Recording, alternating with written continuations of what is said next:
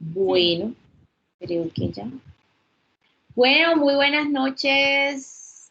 Espera un momentico que todavía, ahora sí, ya está grabando. Ya está. Muy buenas noches para todos, a mis estudiantes y a los que nos acompañan de la ULA también en esta primera parte de la clase, dando respuesta a una iniciativa que de internacionalización se da. Estamos desarrollando esta clase espejo, una clase de doble vía. Yo estuve con el grupo de la profe y también algunos estudiantes míos hace como 20 días más o menos, entonces ahora ella en como en contraprestación, que no es contraprestación, contrapartida, algo así. Entonces ella nos acompaña en el día de hoy en este curso de análisis de procesos organizacionales. Entonces, profe, quiero que te presentes, nos cuentes un poco sobre tu formación y bueno, ella nos va hoy a hablar un poco alrededor de procesos Sí. organizacionales, que es la clase que nos va a orientar. Adelante, profe. Muchísimas gracias, maestra Caroline. Pues bueno, yo estoy aquí muy contenta. Es un gusto estar nuevamente compartiendo este espacio y platicando un poco de mi formación. Pues yo soy psicóloga, tengo la licenciatura en psicología.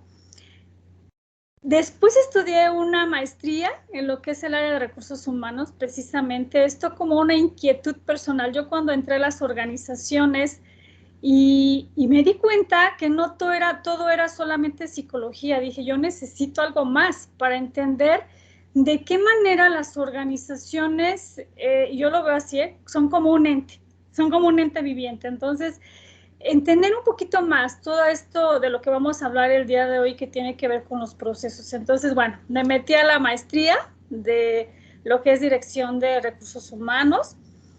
Después de esto, bueno, ya estudié, me fui más a la parte clínica, una maestría pues en la parte de psicología humanista. Ahorita ya estoy por terminar también lo que es un doctorado, ya más hacia la parte clínica. Pero realmente mi experiencia ha sido precisamente en el área de recursos humanos, en las organizaciones. Tengo pues un poco más de 20 años, estuve en varias instituciones educativas y en varias organizaciones también, pero más ha sido en el área de educación, ha sido como la parte más fuerte. Entonces, eso a mí me ha dado muchas herramientas para entender qué pasa en las organizaciones en el ámbito educativo. Entonces, eso ha sido como una ventaja para mí. Y créanme que es toda una experiencia y a veces nosotros ubicamos que ya conocemos el proceso de manera teórica y resulta ser que todo va cambiando, que hay modificaciones y pues como todo, hay cambios y hay que estarlos también en algunos momentos implementando. Entonces, bueno, para no hacer larga esta parte, pues quiero platicarles un poco acerca de lo que son los procesos. Me voy a permitir compartir Adelante. una presentación.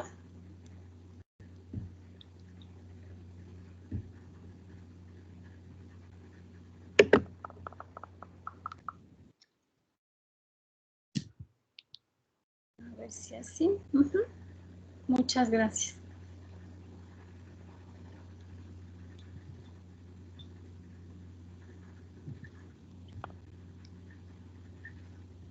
Me avisas cuando ya te aparezca y yo te valido si sí. Sí.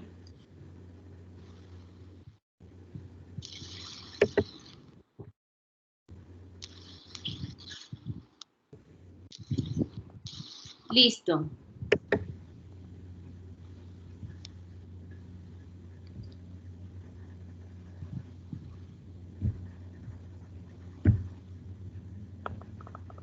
Muy Ahí ya bien. se Ya se ve?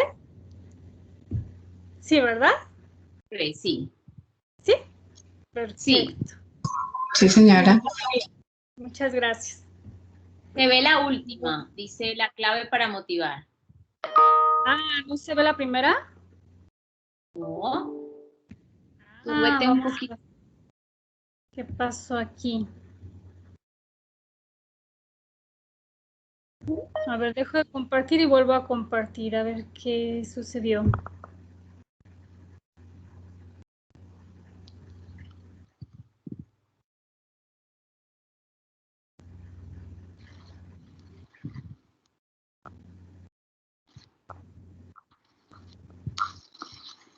Porque no aparece aquí la... Si quieres me la envías. Sí, mejor te la envío. Perfecto. Les voy platicando a lo que la envío, ¿sí? ¿Les parece? Okay. Ok. Entonces, les voy a platicar un poco de cómo está. Si quieren, se las platico y ahorita... Como tú quieres. Un momentito, un momentito.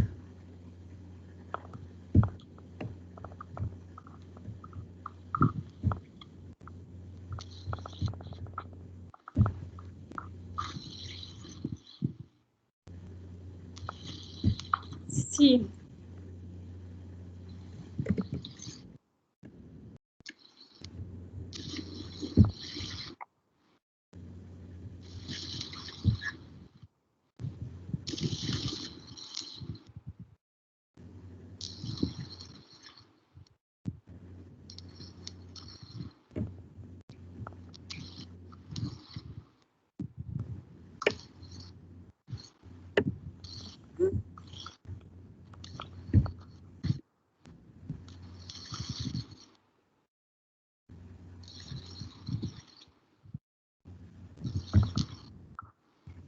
Creo que ya está. Listo. A ver.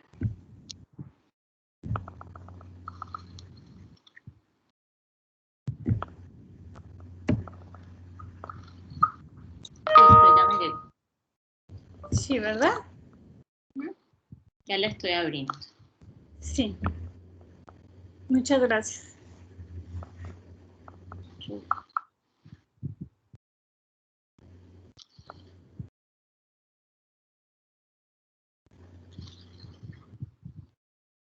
Hace un momento estábamos platicando un poco acerca de la ULA. Le comentaba a la maestra Caroline que la ULA es una universidad en México que ya tenemos pues 40 años, entonces ya tenemos una gran trayectoria. Muchas gracias. Tenemos una gran trayectoria dentro de lo que son las instituciones educativas y también algo que es importante es que nosotros tenemos una certificación que es FINPES. FINPES es una certificadora, es algo así como ISO. Solamente el 2% de lo que son las instituciones educativas a nivel privado en México tienen esta certificación. Entonces, bueno, pues eso me llena de alegría y me siento muy orgullosa de estar en esta institución. Entonces, bueno, es algo que siempre presumo porque esta es una de las mejores instituciones de México. Qué bueno también poder contar con usted hoy y bueno, que de esa experiencia también nos pueda como retroalimentar un poco. Desde esa parte. Ok, muy bien. La siguiente, por favor. Sí, aquí es un poco de lo que es la institución. Y ahora sí, nos vamos directamente a lo que es, pues, el proceso de recursos humanos. Cuando nosotros ingresamos a una organización, muchas veces entramos sin una idea como muy clara de lo que es la organización, ni de lo que implica a veces todo lo que se realiza en la misma. Yo siempre les platico a mis alumnos, vamos a empezar desde la parte del estudio de mercado. Las organizaciones regularmente hacen un estudio de mercado, un estudio en el cual, que a lo mejor no nos toca a nosotros como recursos humanos, pero es un estudio que se hace para ubicar cuáles son las organizaciones o qué tipo de organizaciones pueden funcionar mejor en un lugar determinado, en un sitio, no sé, por decir algo en la parte de instituciones educativas, tal vez yo quiero poner, no sé, un campus bueno, aquí en México podríamos decir en Tlaxcala, que es una de las pues ciudades que están muy cercanas de lo que es Ciudad de México, y resulta ser que a lo mejor haciendo este estudio ubico que no me conviene tanto por el tipo de población que hay, etcétera, ¿no? Entonces, antes de poder hacer una planeación y todo lo que tiene que ver con el proceso, pues tengo que hacer un estudio de mercado. No siempre me toca a mí, pero es importante que yo lo tenga ubicado. Cuando esto ya se hace, nos vamos a la parte del plan de desarrollo. El plan de desarrollo es, digamos, la parte de los objetivos, que se tienen en una organización a 5 años. Este plan de desarrollo lo tiene, de hecho, nuestro presidente de la República ya tiene su plan de desarrollo y todas las organizaciones la tienen. Ahí se ve plasmado todo lo que se espera que la organización pueda cumplir en un lapso de aproximadamente 5 años. Entonces, teniendo esta base, va a ir en cascada lo que a cada uno de nosotros nos va a tocar realizar para que esos objetivos, esas metas se puedan cumplir. Yo, por ejemplo, puedo decir en el aula, bueno, yo quisiera que hubiera un aula en Cancún, ¿no? En Mérida, Entonces, dentro de mi plan de desarrollo, que es tener esas metas, esos objetivos, tengo que hacer algo, desde lo que me toque hacer como empleado o como colaborador de la organización. ¿Cómo lo vamos a hacer? Bueno, pues tenemos estos objetivos que, digamos, son objetivos generales. Va a haber objetivos particulares y específicos, ¿no? Que a cada uno de nosotros nos va a corresponder, ¿sí? Entonces, por ejemplo, en el área de recursos humanos, si yo sé que se va a abrir un plantel en Tlaxcala, por decir algo, pues yo tengo que ubicar, ¿se va a abrir en 1 año, en 2 años? ¿Para cuánto tiempo se tiene planeado? Y yo desde antes ya empiezo a hacer algo para que en el momento que eso ocurra, yo ya tengo desarrollado toda mi estrategia, ¿sí? Entonces es importante tener o conocer, por lo menos en el área de recursos humanos, cuál es el plan de desarrollo de mi organización.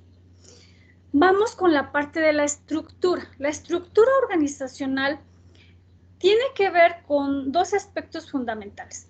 El primero tiene que ver con el tipo de organización que tengo. Hay organizaciones que por la misma actividad, por la misma forma de trabajo, requieren una estructura piramidal, que es la estructura piramidal, es la que regularmente conocemos, que está el director general, que a veces ni conocemos, solamente ubicamos la foto. Después los directores ejecutivos o no sé, y así nos vamos, hasta que llegamos a la parte de los que formamos, digamos, la parte activa, por decirlo de alguna manera, dentro de la organización. Entonces, este tipo de organigramas, de estructuras que son piramidales, funcionan en algunas organizaciones, no en todas.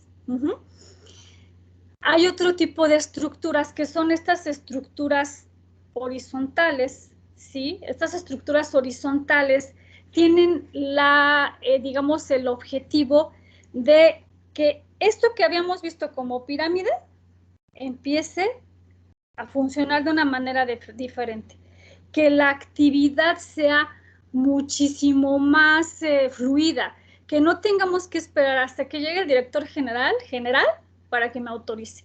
La idea es que, como hace un rato platicamos, todo va cambiando. Con este tipo de estructuras vamos a llevar a cabo la realización de nuestras actividades de una manera mucho más rápida. Y entonces, en nuestro país por lo menos ha funcionado mucho en las organizaciones ya esas estructuras horizontales. Pero bueno, hay otro tipo de estructuras que son estas estructuras staff. ¿Cuáles son las estructuras staff? Y yo creo que todo el mundo ya estamos utilizando este tipo de estructuras.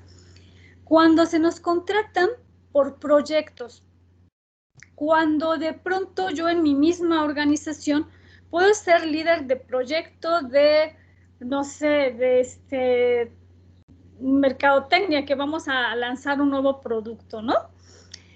Pero solamente es por un tiempo y de pronto pues ya se lanzó el producto, ya se hizo todo lo que se tenía que realizar y ahora me van a contratar para otro proyecto.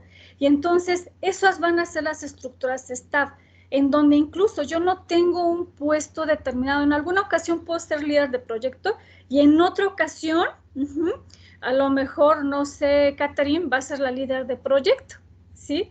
Entonces, pues ahora vamos a realizar las actividades en función de la expertise que tiene ella, ¿sí? O Diana a lo mejor tiene otro proyecto que es el líder y entonces le vamos a reportar y vamos a trabajar con ella. Esa es la finalidad de estas estructuras de staff, que son las que están funcionando ya en pues en nuestro país y yo creo que en varios países, ¿no? Por esta movilidad que ya tenemos. Hay que tomar en cuenta dentro de estas estructuras también el aspecto generacional. Cuando hablamos de aspecto generacional, es bien curioso, ¿no? Yo creo que ustedes que han platicado con sus papás, con sus abuelitos, de pronto les decían, bueno, yo entré a esta organización y pues para estar aquí toda la vida, ¿no? Y empezamos desde abajo. Ya íbamos creciendo, creciendo hasta tener un puesto de supervisor, de gerente, etcétera. Y las nuevas organizaciones, perdón, las nuevas generaciones no piensan así, no trabajan así. Si yo a alguno de ustedes le digo, oye, pues vas a estar en esta organización, pues por lo menos por unos 5 años, me dicen, no, bueno, no, ni creas que me voy a quedar aquí todo ese tiempo, ¿no? O sea, yo vengo aquí a aprender, ya que aprenda, si tengo oportunidad de crecimiento, me quedo. Y si no, voy a buscar otra nueva oportunidad. Entonces, las organizaciones debemos contemplar también ese esquema generacional. ¿Cuál es la idea, la idea que tenemos nosotros desde este esquema, ¿no? Para algunos puestos será más factible ingresar a personas con un esquema de me quedo aquí mucho tiempo y para otros puestos que yo sé que va a haber mucha movilidad, me conviene contratar a personas que yo sé que van a tener una gran movilidad. ¿Sí? Entonces también eso lo tengo que ubicar muy bien. Cuando ya ubico cuál es la estructura que más le conviene a mi organización por su forma de trabajo para cumplir este plan de desarrollo, empiezo a llevar a cabo una evaluación de puestos. La evaluación de puestos se hace en función de todas estas actividades, responsabilidades, funciones que va a tener cada uno de los integrantes de mi organización. Esto también vamos a ir ubicando la parte de las responsabilidades. Hay ocasiones que decimos, ¿y por qué mi compañero de finanzas gana más que yo?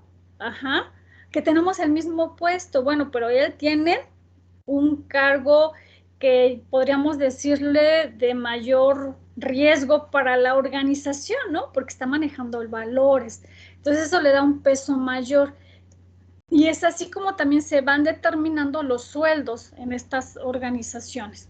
Una vez que tenemos esta evaluación de puesto, y que también tiene que ver precisamente con la parte de ir ubicando, precisamente lo que es, pues todo lo que son estas, cuántas personas tienes a tu cargo, todo esto, y en función también a esa parte, pues vamos a determinar el grado de responsabilidad.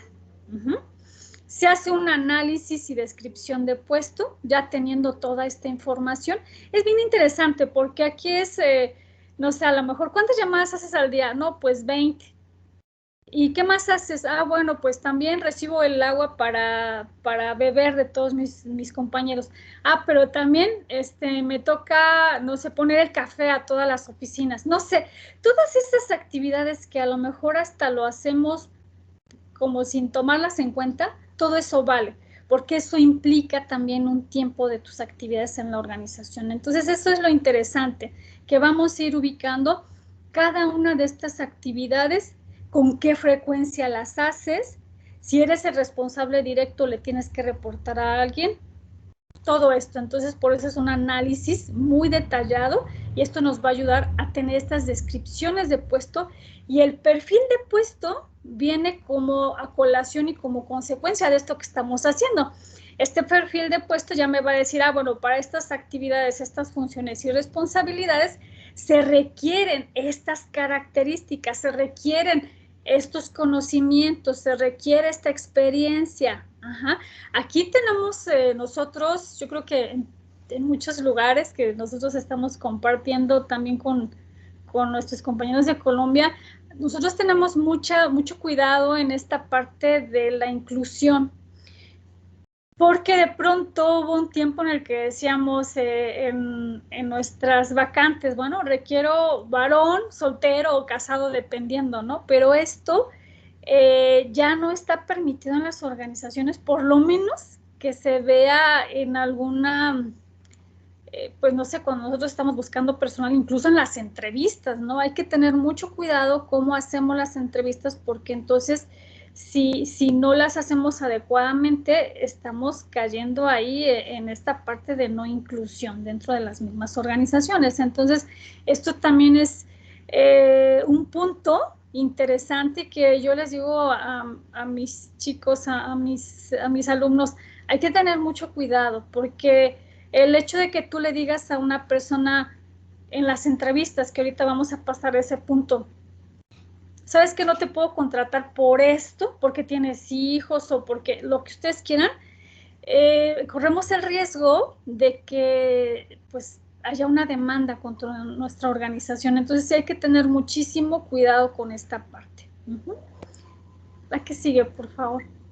Muchas gracias. Ajá.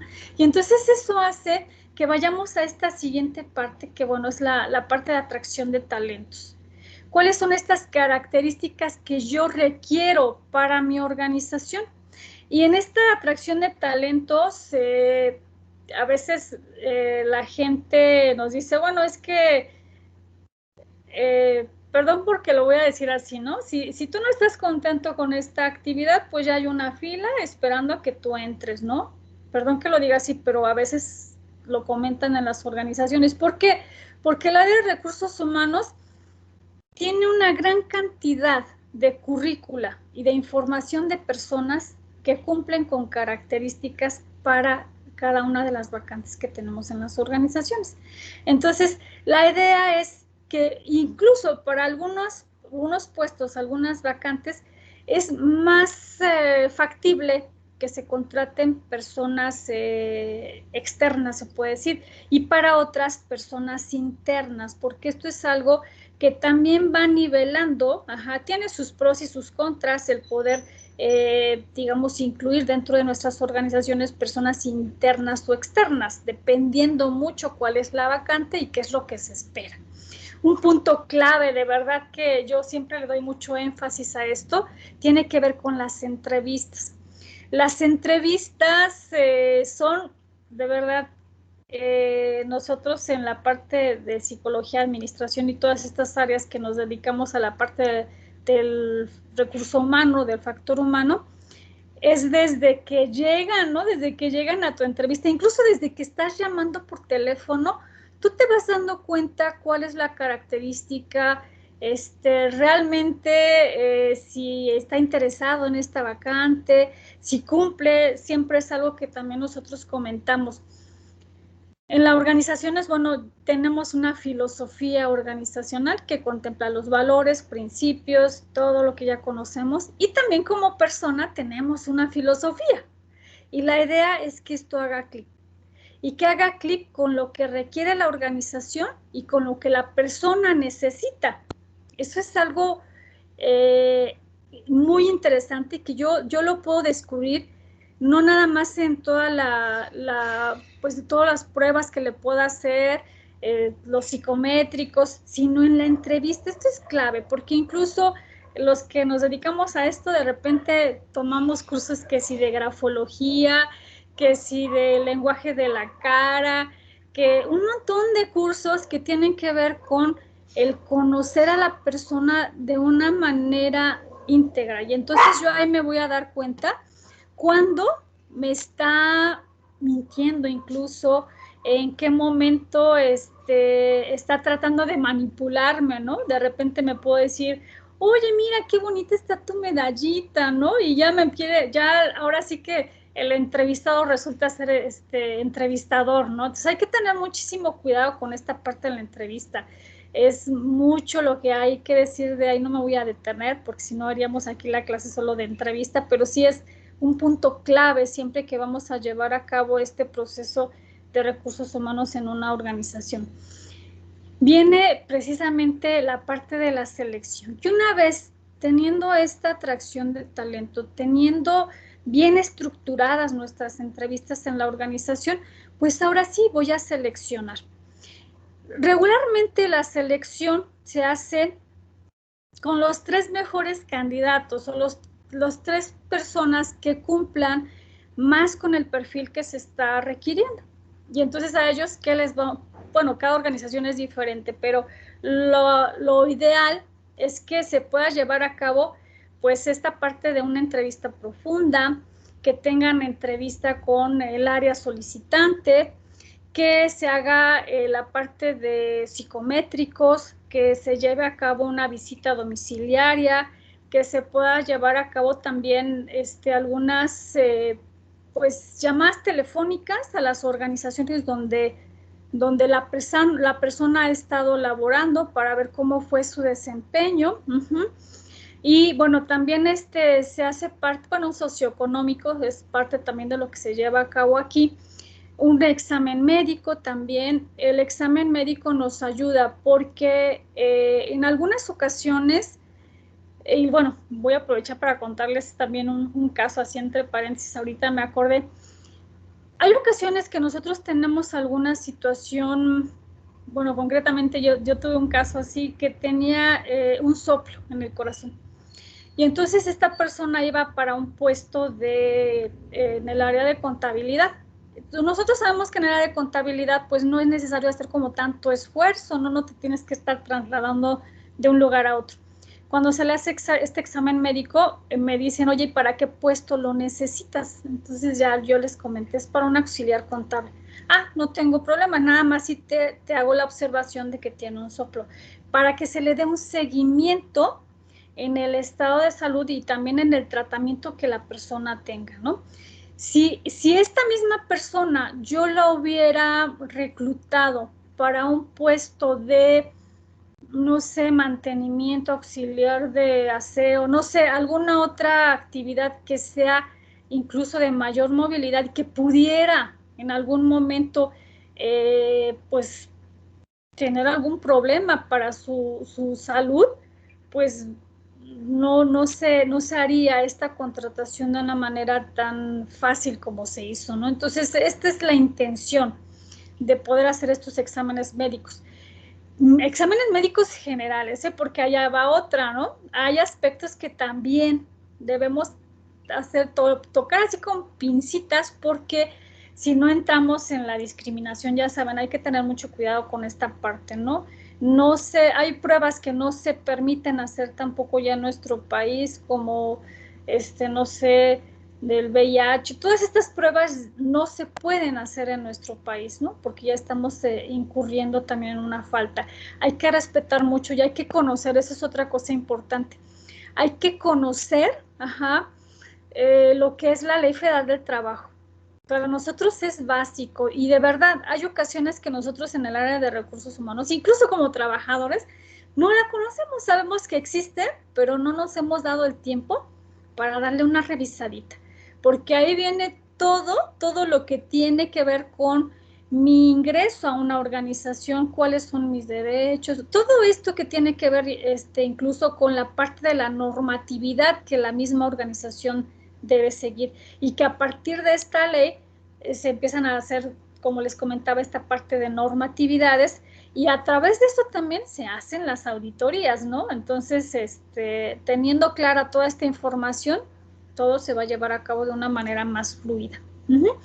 Entonces, bueno, digo, se me ocurrió hacer este paréntesis, me acordé mucho del caso, ¿no? Se hacen estos exámenes médicos, y bueno, se hacen varias valoraciones. Ya una vez que se hace esto, se hace el reporte directamente de los 3 candidatos, y el candidato que tenga las características idóneas para poder estar, o las que más se acerquen por lo menos, porque ya saben que de repente nos piden, yo les digo así coloquialmente, bueno, bonito y barato, ¿no? Entonces, los que más se acerquen a lo que realmente se espera de la vacante, a lo mejor pues va a haber algunos que cumplan con el 80, 90, a lo mejor hasta el 70, ¿no? Pues ya ahí ya lo vamos a ir ubicando junto con la persona que o la persona que lo va a contratar. Esto es el área solicitante, porque el área solicitante es quien va a tomar la decisión de quién se va a contratar. No nos corresponde directamente a recursos humanos. Nosotros les damos la información y la decisión la toman ellos. Entonces, ¿por qué? Porque de repente si el candidato no es el mejor, pues ya saben quién tiene la culpa, pues recursos humanos, ¿no? Entonces sí hay que ubicar muy bien esa parte. La contratación, esto también es básico, porque existen diferentes tipos de contratos.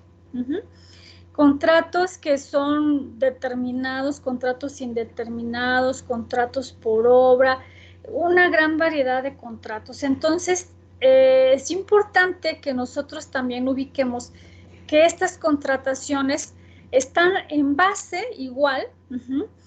Nosotros tenemos una, ¿cómo decirles? Un presupuesto asignado para cada una de las áreas. Entonces, el área de finanzas tiene un presupuesto, el área de, no sé, mercadotecnia tiene otro presupuesto, ¿sí? Este presupuesto regularmente siempre nos piden como una valoración de lo que vamos a necesitar en todo el año, aproximadamente en noviembre, y entonces en ese tiempo yo pido 10,000 pesos para que me den 8,000, ¿no? Estoy inventando, es lo que voy a requerir como área. Y entonces ahí también tengo esa partida presupuestal que también implica el sueldo que se le va a dar a mis colaboradores, o sea, a las personas que dependen de mí directamente.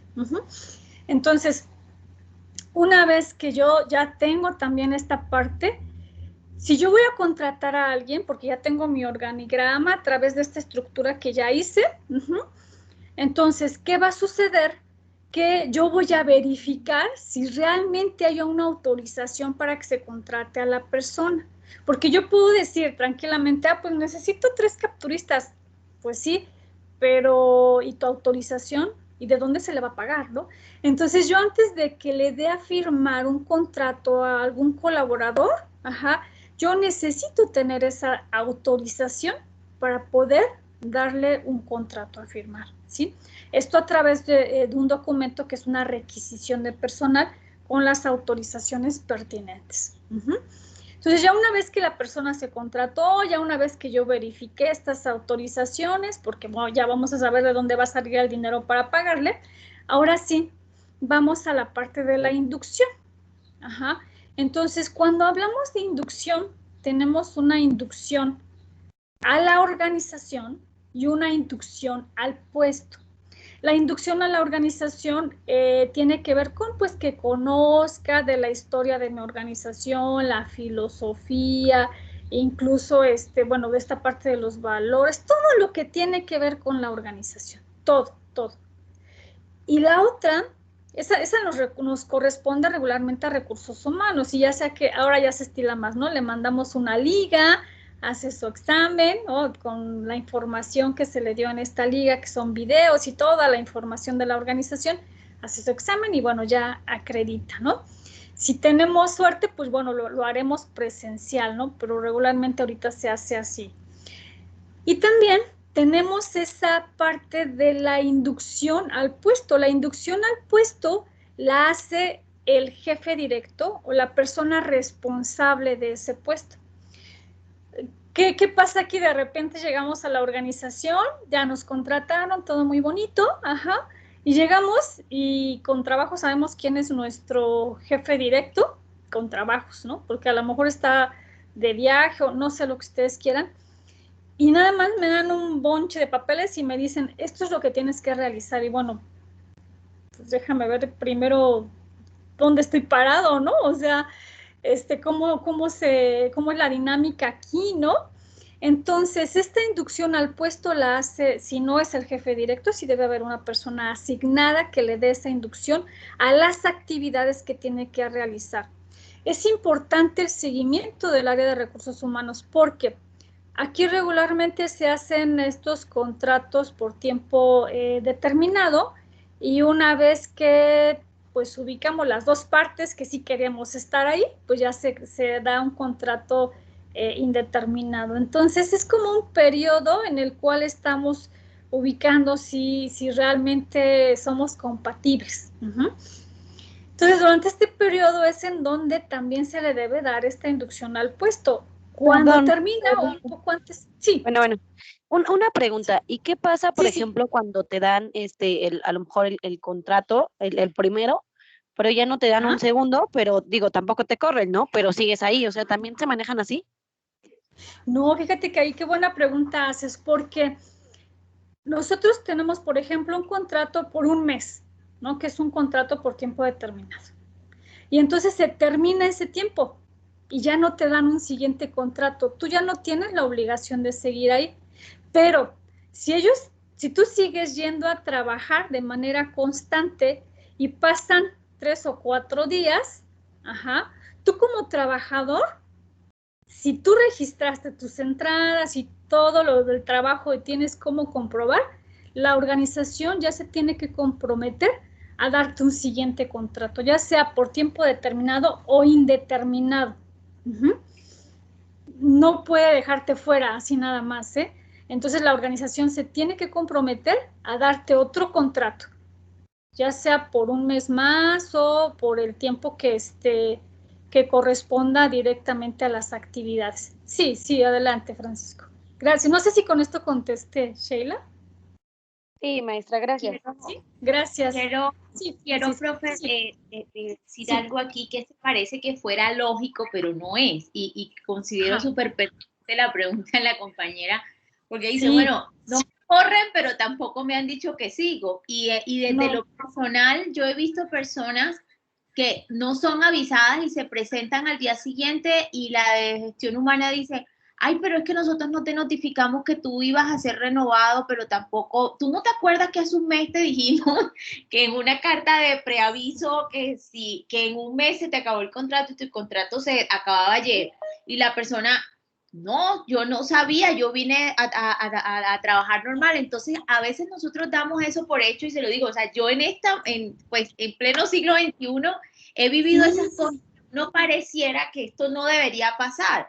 Ahora al rato tú decías, yo debo tener el presupuesto antes de contratar. Miren, en pleno siglo XXI me ha pasado que después que se convoca a la persona, yo le había dicho que se iba a ganar X, dicen, no, es que ya no es X, sino Y. ¿Cómo así? Si usted cuando me aprobó el cargo me dijo que era por 2 millones y ahora cómo me vas a decir que es por 1,5 millones.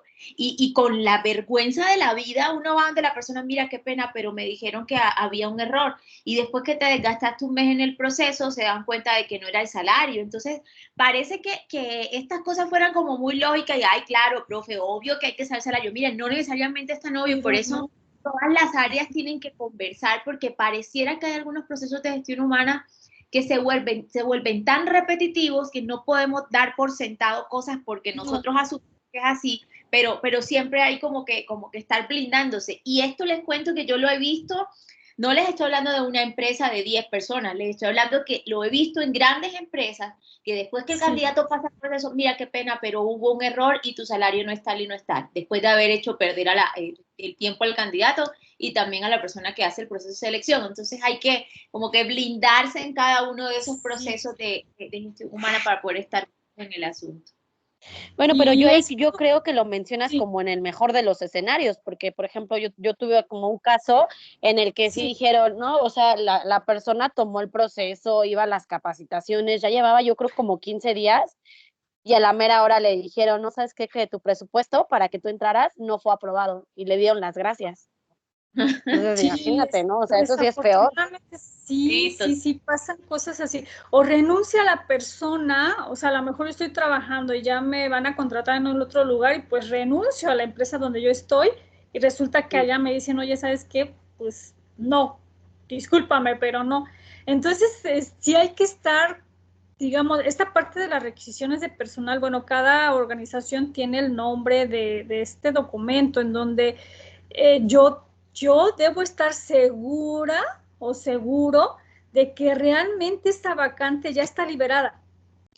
Porque si no pasan estas cosas, ¿no? Y a lo mejor el área solicitante se enoja conmigo, ¿no? Me dice, ay, ¿cómo crees? Yo sí ya tengo autorizado, tú créeme, ¿no? Bueno, pues hasta que me enseñes el papelito con las firmas, hasta en ese momento voy a hacer todo el proceso. De otra manera, no puedo continuar.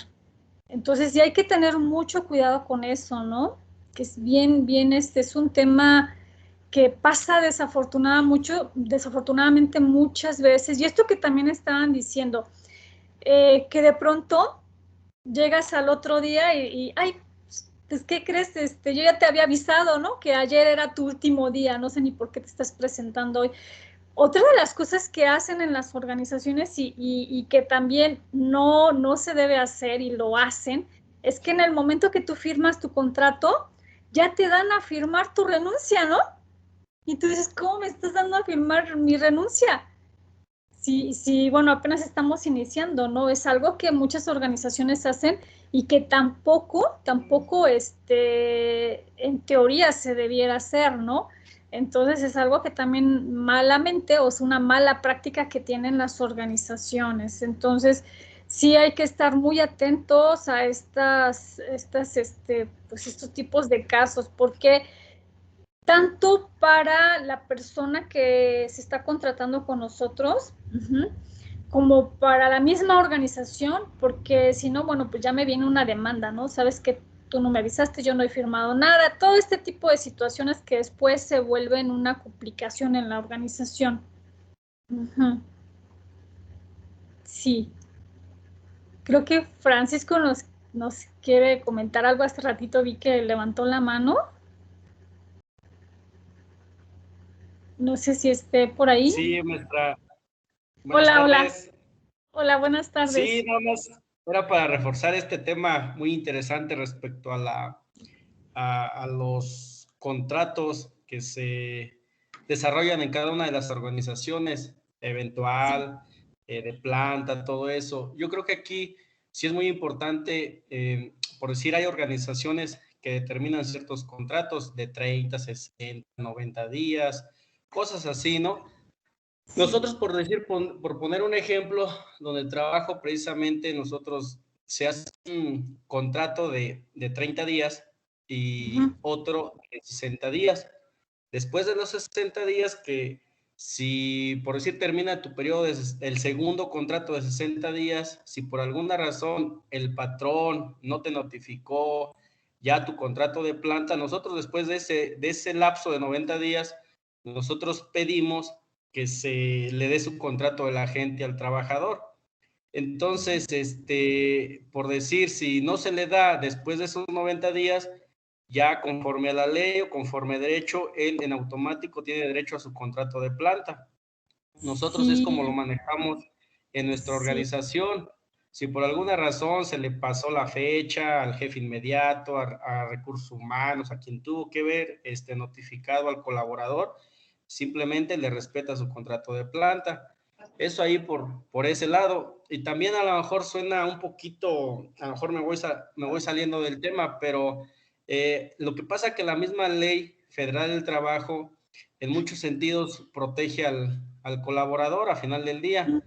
Nada más que nosotros en la actualidad que estamos, yo me atrevo a decir, porque yo formo parte del sindicato, me atrevo a decir que desafortunadamente aquí en nuestro país, pues los sindicatos realmente no hacen o no hacen su función que les corresponde, precisamente velar por esos intereses de los trabajadores, hacer valer sus derechos conforme a la Ley Federal del Trabajo, porque al final del día hay una ley y ahí la ley lo estipula. Si hay convenios con patrones, contratos colectivos, reglamentos internos, pero al final del día la ley es la ley y es la que determina, tienes razón, no tienes razón como trabajador, tienes razón como patrón, no tienes razón como patrón. Por decir nosotros, hay situaciones que a veces a un trabajador le levantas un acta o cometió alguna situación o violó el reglamento o el contrato, qué sé yo, ¿no? Se hace una investigación. Si en esa investigación a final del día aplica una sanción conforme al reglamento o una rescisión de contrato conforme a la ley, si por decir en un lapso de 30 días lo ocurrido, la empresa no toma acciones de decir, ¿sabes qué? Es un despido injustificado para el patrón, porque la ley también lo determina en ciertos casos. Sí. Entonces, pero si el patrón en el lapso de 30 días no notificó al trabajador o no tomó una acción y quiere hacerlo al día 31 o al día 32, ya no aplica y ya no está en en el tiempo determinado que debería de haber una resolución o una respuesta a esta situación. Entonces son casos, son temas que a mí me apasionan muchísimo porque Sí. pues al final del día, como usted dice o todos aquí mencionamos, los empresarios, los patrones, jefes, mandos medios, pues a veces tomamos decisiones que consideramos que es la mejor o que yo creo que así deben de ser las cosas, pero no es así. Hay una ley, hay un reglamento y hay un contrato, lo cual lo tenemos que hacer valer por el bien de todos, por el bien del trabajador y por bien de la organización, porque usted como mencionaba, si yo no lo hago como jefe o como gerente o como recursos humanos, yo estoy expuesto a tener una demanda de un trabajador, Sí. Y esa demanda el día de mañana me implica que me lleguen auditorías externas, cosas así, ¿no? Entonces era algo que quería compartir aquí con todos ustedes. Gracias por la atención. Ay, muchísimas gracias y fíjate que me has dado como pauta y perdón, pero esto que estás diciendo es bien interesante. Una, esto que acabas de decir, las organizaciones, y perdone, pero es algo que también pasa mucho en las organizaciones. Como bien dices, ¿no? Te damos un contrato por 3 meses, otro por 3 meses, y así, lo que bien mencionas, ¿no? Cuando tenemos contratos a lo mejor de 3 y 3, ya en automático, ya tienes tu contrato por tiempo indeterminado. Pero ¿saben qué hacen las organizaciones? Que descansan algunos días, ¿no? Terminan tus contratos de 3 meses o a lo mejor 6 meses y te descansan 3 o 4 días para que esto ya no sea consecutivo. Para que pierdas la antigüedad, ¿no? Exactamente. Y entonces tu nuevo contrato ya va a partir de cero, para que no crees antigüedad. Y entonces hay gente que está en una organización por 2, 3 años por contratos, ¿no?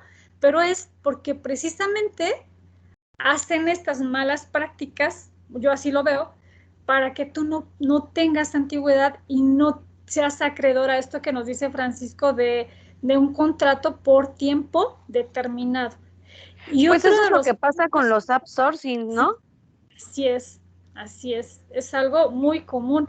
Y otro de los puntos que ahorita comentaba también Francisco y que viene a colación es que muchos de nosotros decimos, ay, bueno, es que ya me están bajando el sueldo, que es lo que ahorita con esta situación que estamos viviendo de pandemia ha ocurrido en muchos lugares. Por ley yo no te puedo bajar el sueldo, tú ya tienes un contrato con un sueldo determinado con ciertas condiciones de trabajo, pero ¿qué hacemos las organizaciones?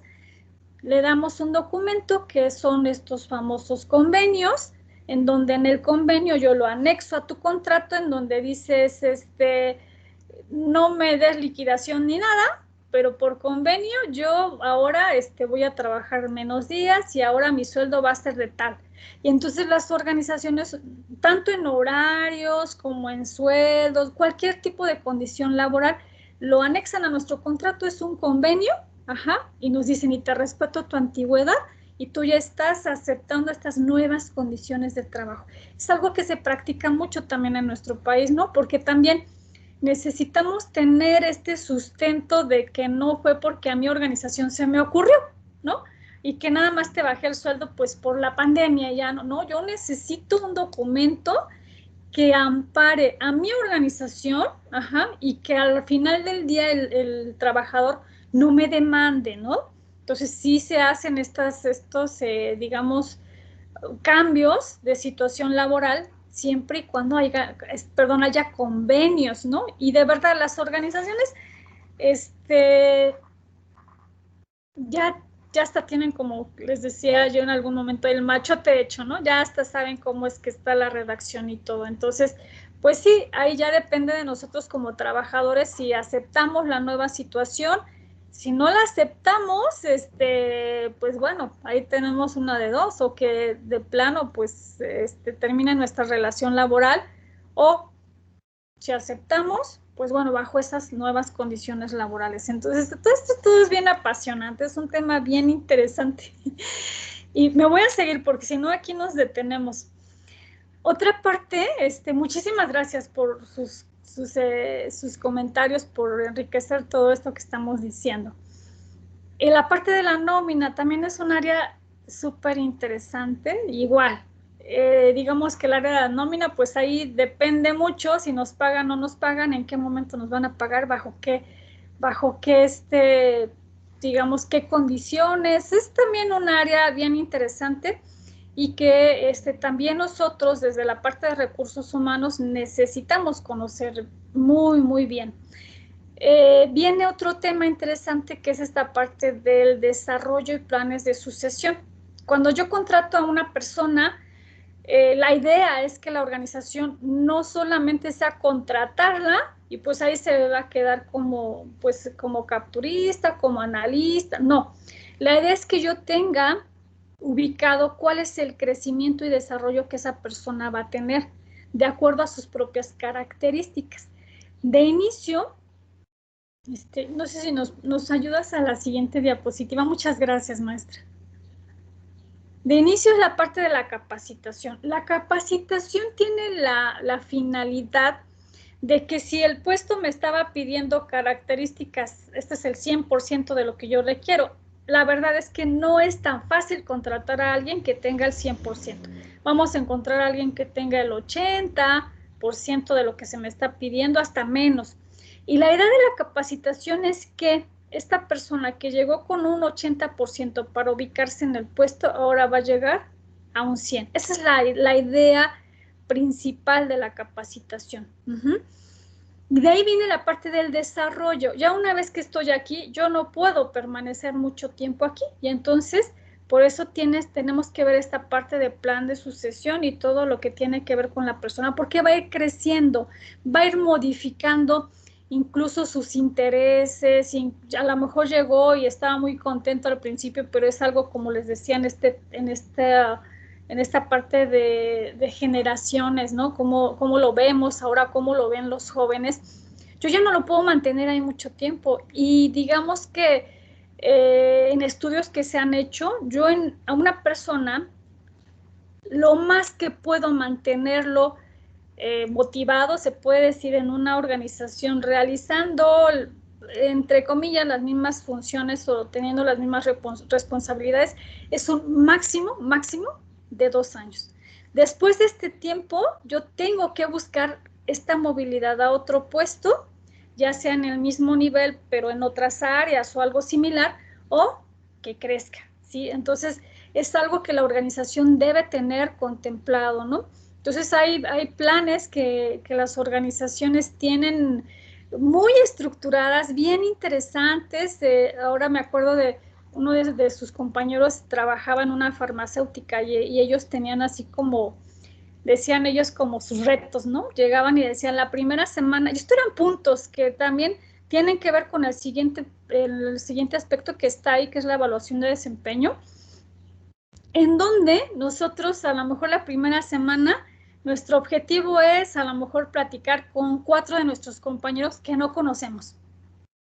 Y esa es parte de la integración. Y así era como un mapita, un mapa que tenía ciertas puntuaciones y que hacía que la persona se fuera integrando poco a poco a la organización. Y además tenía algunas metas también, ¿no? Porque dentro de estas metas era tal vez iniciar un nuevo proyecto con alguno de tus compañeros, no sé. Entonces eran como aspectos bien interesantes que tenían que hacer y que obviamente esto hacía que creciera. Nos vamos a la parte de evaluación de desempeño para irnos un poco rápido también, no sé, ya me estoy yendo un poco más de tiempo, pero ya nos dices, maestra, si ya vamos yéndonos más rápido, tú nos vas diciendo cuánto tiempo más tenemos. Acelerando un poquitín. Sí, claro que sí. Entonces, bueno, nos vamos a la parte de evaluación de desempeño, en donde ya tenemos los objetivos muy claros dentro de la misma organización, dentro de mi mismo puesto, y entonces ahora sí va a haber una valoración de qué tanto estoy cumpliendo estos objetivos. Metodologías hay muchas, 360 grados, hay muchísimas que también, bueno, es todo un tema. Este plan de compensaciones y que tiene que ver precisamente con la motivación que van a tener nuestros propios colaboradores o trabajadores. Y entonces este plan de compensaciones tiene que ver con estos incentivos, estas prestaciones que se van a dar en cada una de las organizaciones.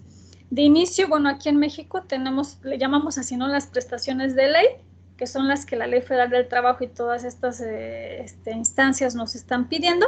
Y por otro lado, bueno, tiene que ver precisamente con qué le estoy dando yo adicional a mi personal para retenerlo, pues esta parte de la retención, porque también hay que ubicar que una organización que tiene un alto grado de movilidad, pues bueno, también su crecimiento como organización se ve afectado, ¿no? El área de seguridad e higiene también es un área que nosotros manejamos en recursos humanos para ver cuáles son las condiciones idóneas para el trabajador, que tiene que ver con la ergonomía y con todos estos aspectos que de manera diaria estamos manejando, desde cómo abro una puerta, ¿no? Hay veces que de repente no nos ponemos a pensar en todos estos aspectos, ¿no? Pero que debemos considerar hasta la luz que tenemos en nuestra oficina, etcétera. Y el área de relaciones laborales, ¿no? Que es el área que ve esta parte del beneficio. Hace rato decía Francisco también la parte de los sindicatos, ¿no? Hay mucha relación en cuanto al área de relaciones laborales, sindicatos y los trabajadores. Entonces hay mucho intercambio aquí en México en algunas de las organizaciones, y el área de relaciones laborales ve igualmente el beneficio de los trabajadores, y pues también es quien va a dar fe, ahora sí que va a dar fe a lo que es pues toda esta actividad que tenemos como trabajadores, todo este ciclo hasta la desvinculación, hasta que nosotros ya salimos de la organización. Y creo que ya esta es nada más hay otra lámina más, me parece. Gracias. Bueno, estas son algunas de los libros que se consultaron, y bueno, es parte de lo que tenía que platicarles el día de hoy. Y son temas apasionantes y podemos estar aquí mucho tiempo platicando de ello, pero bueno, ahorita es un lapso de tiempo corto. Yo quería preguntarte bueno, antes que agradecerte por gracias, profe Patricia, y bueno, darle la bienvenida a los chicos que no habíamos saludado cuando iniciamos. Y era, ¿cuál era tu perspectiva de cómo se conjugaba esa clínica con lo organizacional al momento de seleccionar, al momento de planear un cargo? Como, bueno, tú inicialmente hiciste una maestría en recursos humanos y después te has enfocado a la clínica. ¿Cómo ha sido, a la clínica en formación y estudios, cómo ha sido ese complemento, ese match entre lo organizacional y lo clínico? También porque siento que a veces los psicólogos, el que es clínico nada que ver con organizacional, el que es organizacional nada que ver con lo clínico, ¿no? Entonces, como desde la complementariedad, ¿cómo crees tú que conversan esas áreas y cómo cómo lo clínico pudiera aportar a lo organizacional en esos procesos? Fíjate, sí, eso es bien interesante, porque yo creo que si no el 80%, tal vez un mayor porcentaje de los psicólogos, regularmente iniciamos como con esta idea de ser psicólogos clínicos. La mayoría entramos como con esa idea. Conforme se nos va presentando las oportunidades y todo, vemos que hay un abanico de posibilidades en esta área de psicología. En la parte de las organizaciones, casi todas las áreas son como muy estructurales, o sea, muy de estructura, muy de procesos, de pasos, que es un poco lo que estamos platicando ahorita. Pero siempre hace falta esa parte de sensibilidad hacia el otro, esa parte de entender qué está pasando contigo como trabajador. Entonces, cuando tú vienes con esa escuela en el área de psicología, en donde eres más sensible hacia las mismas necesidades de la persona, cambia mucho esta área de recursos humanos. Aquí de repente hay algunas organizaciones, no sé si haya, pero aquí lo voy a decir así, ¿no? Dicen recursos inhumanos, ¿no? El área de recursos inhumanos. Pero ¿qué pasa cuando hay alguien que los escucha alguien que en algún momento o se acercan a ti, que inician con esa parte de la actividad laboral porque tengo problemas con mi jefe, porque mis compañeros, pero que esto no necesariamente tiene que ver con el jefe y con los compañeros, sino que hay algo más allá. Y en el momento que se acercan contigo como psicólogo, somos como acompañantes y les hacemos así como ese clip, dice, sí, ¿sabes qué? Bueno, ni es mi jefe ni son mis compañeros, es algo que yo traigo y ya me di cuenta ahorita, ¿no? Entonces hay algo que cambiar o que modificar. Entonces es ese acompañamiento que tú les des desde el área que te, digamos, que te entiende, que te protege como persona, no solamente como un trabajador más. Eres una pieza clave. Para mí, la verdad es que para mí es esencial que en el área de recursos humanos por lo menos haya un psicólogo, por lo menos, porque es la que le va a dar esta parte de chispa, esta parte de entendimiento de los trabajadores que tal vez otra área lo vea diferente, ¿no? Es más fácil a veces para otra área decir, pues no tiene resultados, que se vaya, ¿no? O ya dale su renuncia, pero a veces no se ponen a pensar qué hay más allá o cómo podemos apoyarlo desde la persona. Entonces, para mí esto ha sido muy enriquecedor, me ha traído muchas satisfacciones y la verdad es que yo estoy enamorada de esto que estoy haciendo. Me encanta. Muy bien. Muchas gracias, profe. No sé si los chicos de los míos, ¿alguien tiene una pregunta, algún aporte en función de lo que la profe nos comparte? Hola, Abigail. Hola, yo tengo una pregunta.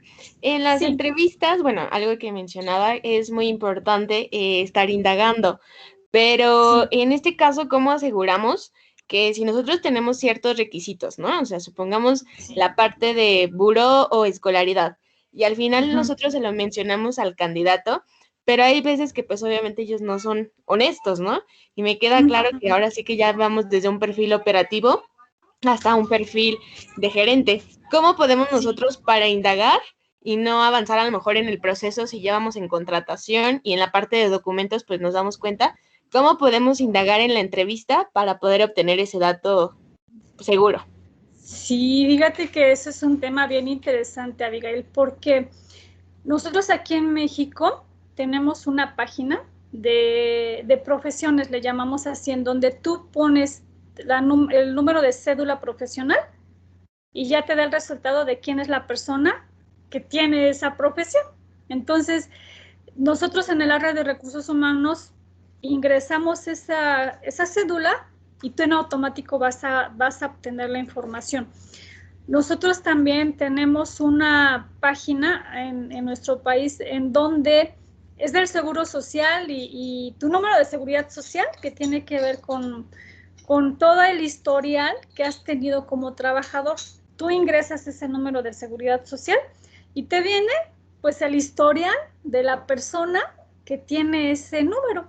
Entonces a lo mejor, y de verdad a veces nos pasa, ¿no? Que entramos a trabajar desde muy chicos, ¿no? 16, 18 años y ni te acordabas que habías trabajado en ese lugar, ¿no? Pero ahí tienes todo el historial. Entonces a mí me puedes decir, bueno, pues yo trabajé en Bimbo durante 3 años, ¿no? Ok.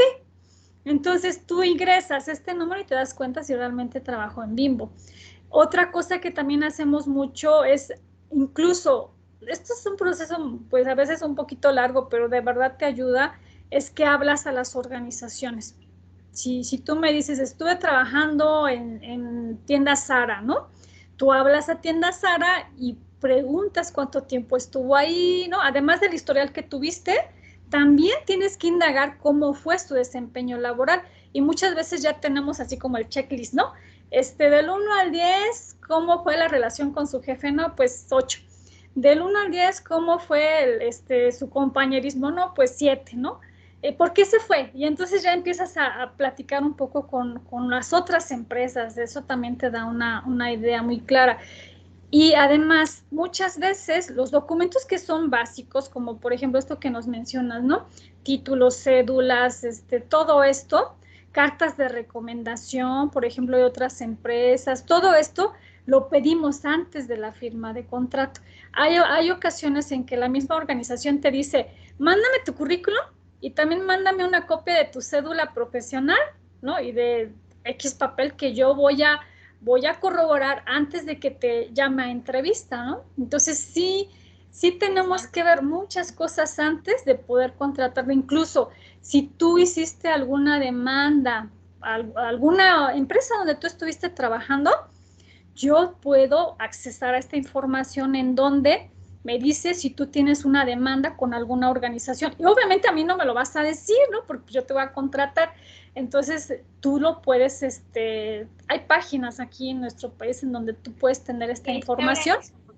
Sí, y entonces... No es acceso, se puede, pero no así como tú me lo estás diciendo. O sea, se necesita una autorización expresa del candidato donde te autorice para validar sus títulos y no sé qué. No hay una base de datos, hombre, salvo con la cédula, puedes indagar a qué sistema de seguridad social está y un poco, pero igual tienes que hacer un proceso, no así como tan fácil como nos estás contando.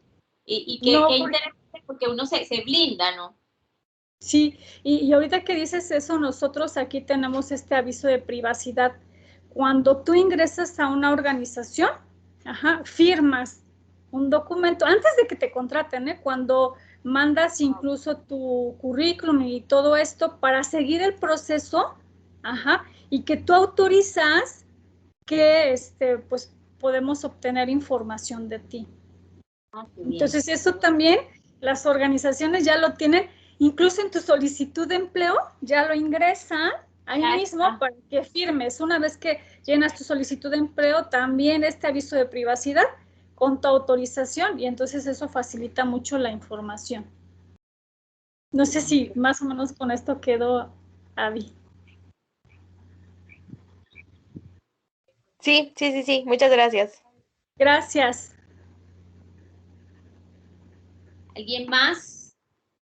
Los chicos míos como que te tienen miedo, profe, nadie quiere hablar. No. Nadie quiere hablar. Hola, ¿cómo está? Hola. Hola, Juan.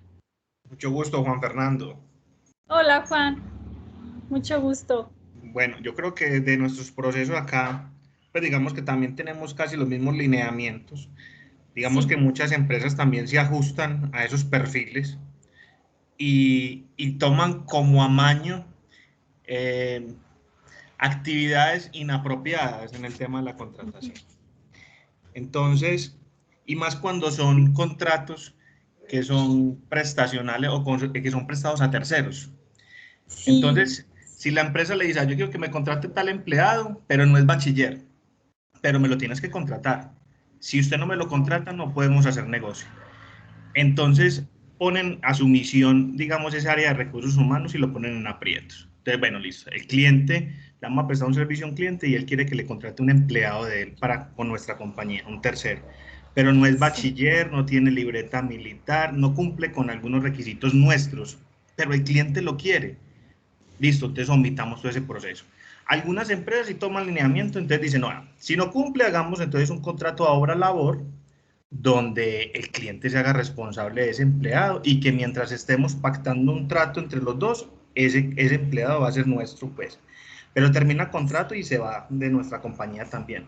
Pero también se suman unos riesgos ahí que están muy latentes y que las empresas lo asumen. Entonces, digamos que son muchas actividades que se van desarrollando y que cuando no pasa nada, esas actividades se repiten y se repiten hasta el día que pase algo. Entonces, nosotros también nos sumamos mucho a esos procesos, muy chévere, digamos, los lineamientos que nos da desde su conocimiento y desde su equipo. Creo que también nosotros aquí validamos muy bien eso. Acá también tenemos unas herramientas, muchas empresas tienen muchas herramientas para la verificación de datos de los empleados, incluso desde los mismos clientes, lista Clinton, desde la ONU, Procrédito, Atacrédito, o sea, aquí le revisan a uno si usted se ha divorciado, si ha casado, cuántos hijos tiene, si se ha chocado, si tiene comparendos con el tránsito, o sea, un sinnúmero de inspecciones para poder usted participar y que sea fiable. Y aún más le suman un tema de poligrafías, bueno, en fin. todo el tema de dar tranquilidad y transparencia, aunque el que es malo es malo. Usted puede pasar todos los procesos y a los 5 meses, si se le daña el corazón, se tiró en todo lo que hizo. Sí. Entonces, primero agradecerle tu participación, muy chévere el tema que nos estás tocando, a la profe por invitarte, y muy bacanos sus lineamientos. Juan, ¿sabes qué me parece chévere que tienen ellos el tema de lo del registro profesional? Porque aquí en Colombia sí se ve mucho lo de los títulos comprados y en fin, pero ellos tienen una página, bueno, Juan habla de unas bases de datos, algunas son open access, el tema de lo de las comparendos y no sé qué, pero otras uno sí tiene que pagar para verlas. Lo interesante de allá es que uno se ahorra la fatiga de escribir a la universidad para ver si Juan es psicólogo o no. O sea, tú ingresas la identidad y inmediatamente te aparece. Entonces, chévere por eso, porque nosotros aquí hemos tenido dificultades con personas consejeras que dicen que son psicólogas, con personas, ¿cómo se dice? Curanderas que dicen que son médicos, y bueno, Carolyn Díaz no va a escribir a la Universidad del Norte para preguntar si María Patricia, si es médico o no, porque necesita una autorización expresa. Entonces, chévere que el país se blinde también como de esa manera, para poder asegurar como esa veracidad de los títulos, que es una de las cosas por las que nosotros sufrimos bastante. Ya la persona lleva no sé cuántos años trabajando y, oh por Dios, a los 5 años un amigo al que le caía mal se encargó de mandar una carta anónima a la empresa diciendo que el título no era válido, y la empresa empezó, les estoy diciendo casos, o sea, cosas que me han pasado a mí, personas que han estado en la organización y a los 5 años un día llegó una carta anónima donde decía fulanito de tal no es abogado, y la empresa como, ups, y efectivamente mandamos la carta y no era abogado. Entonces, súper complejo. Y son temas bien delicados, porque incluso la misma actas de nacimiento, ¿no? Que si nosotros no ubicamos, bueno, todos los documentos que se piden, de hecho, cuando te van a contratar, a veces decimos, ¿y por qué me estás pidiendo tantas cosas, no? ¿Para qué quieres tantos documentos? Pues sí, es importante, porque ahí estamos ubicando que realmente eres tú, ¿no? Desde tu acta de nacimiento, desde que si tienes hijos, incluso para las prestaciones. Y todo esto nos evita problemas, porque muchas prestaciones también las vamos a dar a la familia, y entonces a lo mejor es necesario que yo tenga un documento organización en donde me dice, pues la otra persona es tu pareja, y también le vamos a dar prestación a tu cónyuge, a tus hijos. Y si yo no tengo algo con qué ampararme y que no lo verifico además, pues me meto en un gran problema como organización. Entonces, sí es así como bien dicen, con lupa hay que estar verificando toda la información de las personas que llegan a hacer estos procesos, y es muy, muy importante que lo hagamos. Ajá. Profe, bueno, nada, yo quiero agradecerte muchísimo por este espacio, por la apertura también, agradecer también a la universidad por permitirnos este espacio en lo que podemos, mira que confluimos en muchas cosas, pero también es interesante oír cómo es allá, qué pasa allá, escuchar otras visiones, desde otras perspectivas, desde otras formaciones. Te agradezco muchísimo, y bueno, seguimos en contacto para futuras actividades también. Claro que sí, muchísimas gracias también a todos por esta oportunidad, por escucharnos, y creo que, como lo hemos dicho desde el principio, tenemos muchas similitudes, y este espacio pues es también para escuchar estas experiencias que todos tenemos. Muchas gracias a todos. Gracias a ti, profe, que tengas una bonita noche. Cuídate mucho, gracias, chao. Un saludo para los chicos de la Nos seguimos viendo en la clase, chicos, mis alumnos. Nos conectamos a la otra plataforma y seguimos clase. Muchísimas gracias a todos. Un fuerte abrazo. Ti, un abrazo. Gracias. Cuídate. Igualmente. Bye.